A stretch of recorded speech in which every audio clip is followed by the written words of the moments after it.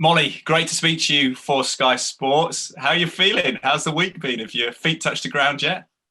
No, the feet have not touched the ground. I'm still on cloud nine.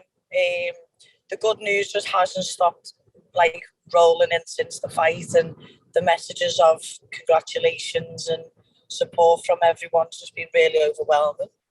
It feels like it reverberated around the world, hasn't it? That win over Luana Carolina and the way you did it. But you've had big wins before. Does it feel different? Why does it feel different? How does it feel different?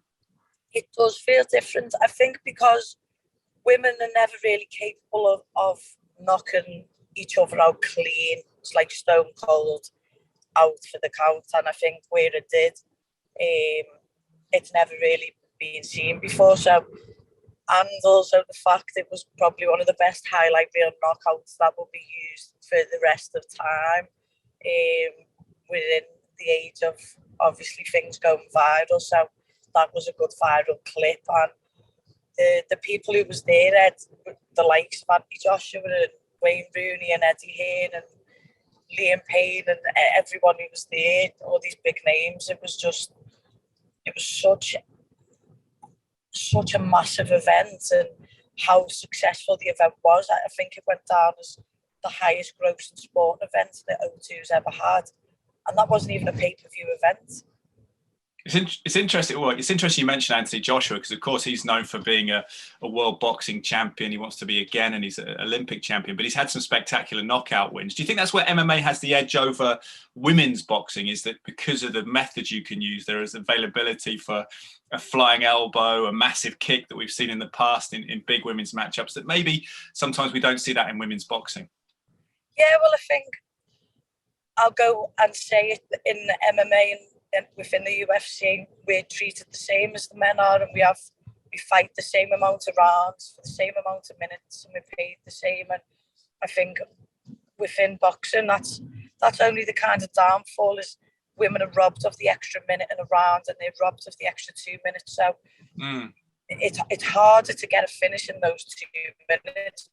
But I mean, you watched Natasha Jonas a couple of weeks ago, and she still got the KO or the TKO. So they are there. You are right, but shin to skull bone, shin to cranium is a bit different between a knuckle and a 10-ounce glove.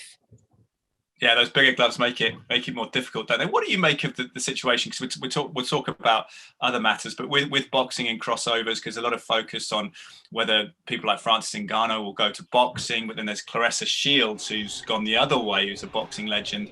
How feasible do you think it is for someone like Claressa to interchange? I know people like Heather Hardy have done it in the past. How do you see that feasibility?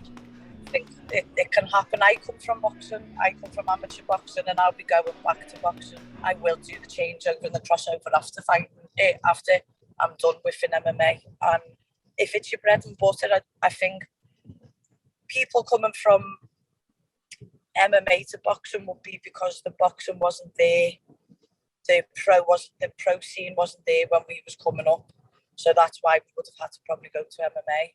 And I think within boxing, we talk about it's always about money, but there's more money for women in MMA than there is in boxing. It's the other way around, obviously, for men within boxing and MMA, but I think it's more down to money why Claressa Shields will be coming over to MMA.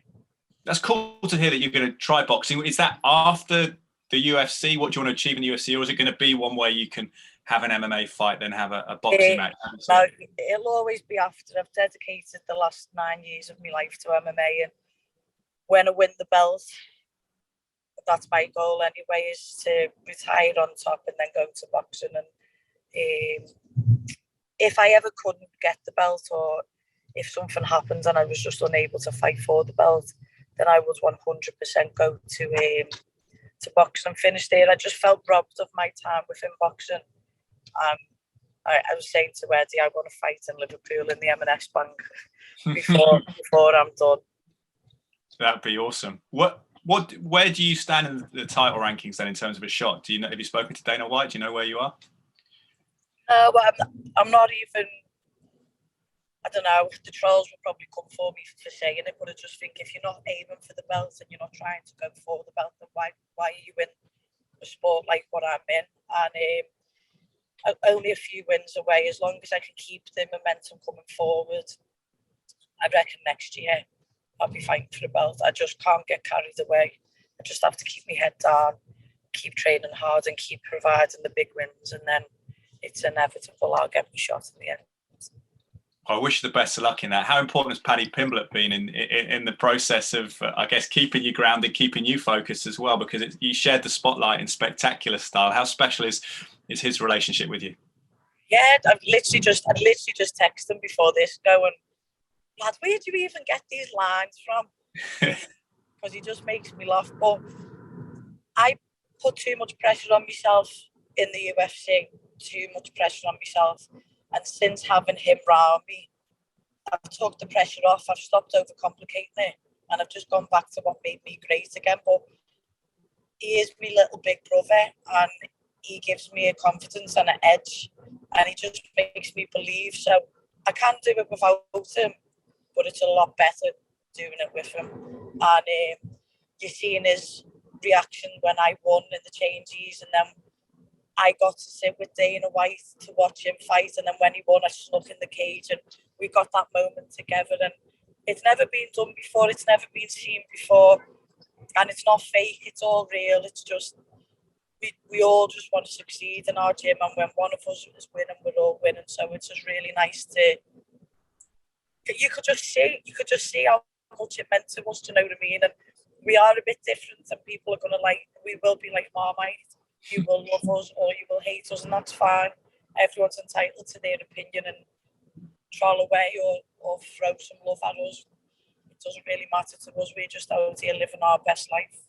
Good for you. He said you text him about some of the comments he comes out with. He said he's going to be bigger than Conor McGregor. What do you think there? Is he joking? Do you believe him? Can he be? No, do you know when we was in the after party, and we both got the 50 grand bonus, and on the way home I was kind of like, I always envisioned this, but I never thought it would really come true. And he went, I did. I know where we're going. And sometimes it's good to hear him reaffirm, because then we took over the O2, we took over Vegas in September, and it's our thing now. And he's such a firm believer, and he believes in what he says, and what he says he does, and it's just really good to surround yourself with someone like that. Yeah, I bet it is.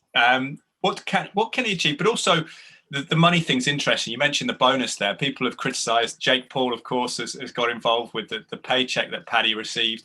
How do you feel? Do you think that he's been underpaid, or do you think it's proportionate to where he is in his UFC career? It's the start of it. So do you remember at the beginning of this interview I said the promotion I was in, the promotion I'm in is because we're all equal. So everyone starts on the same contract, and then from there you go. Now, do you think Patrick Pimblett will ever be getting paid that again? Absolutely not. He's earned it, he's shown his worth, and the UFC will give him a new contract. You sign him with a 4-fight deal. It's the same for everyone.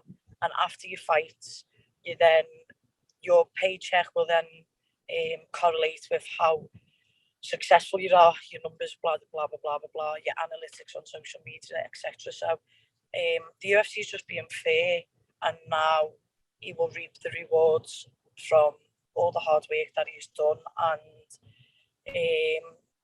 everyone can say what they want to say, but we're very well looked after. And I'm just really excited to see with how much he signs for now. It's true, yeah. I'm sure, like you say, it will go up. Talking about what you want to achieve with Paddy, what about the quest to make Liverpool a fairer place, to help people in Liverpool? How important is that to you? Yeah, it's very important. Like you see, me and Patrick like to do as much as we can for the community, and he likes to do lots of stuff with helping the kids, and my journey's a little bit more now with the Weapons Down, Gloves Up initiative. And if we can give back to Liverpool more than we ever take or have took from the city, then we've done our job. And I don't think you really see a lot of people do too much of that. Nowadays, it's a bit more about being flashing on the Instagram and stuff, but we're trying to keep our feet on the ground. And I was talking to my friends today. I was like, oh, I'm going to go and sign a new contract today. And he was like, what for? And I said, I'm going to be a youth engagement officer. And they was like, you're the only person we know who's just won all these bonuses or this sponsorship deal and is now going to get another job. And I was like, I know, but the clout in my name right now is quite high. So if I can bring a lot of eyes towards the initiative, then again, I'm helping the city. Good for you. Have you got any words of advice for Everton? Help them. How are you feeling about the situation? I've asked to go in the changing rooms and speak to the players, so let me do that, Everton, and we'll see some good wins. Absolutely. Finally, Molly, how does the next few years pan out? Is it UFC title and then what? Clarissa Shields or Katie Taylor in boxing? Is that the dream scenario? Katie Taylor's family, so I won't be boxing with blood, but yeah, I will finish with boxing.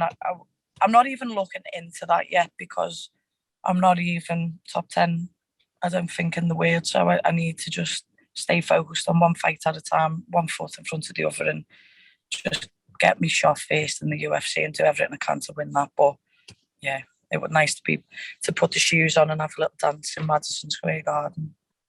That would be very special. Molly, really appreciate your time. Thank you. Thanks, lad.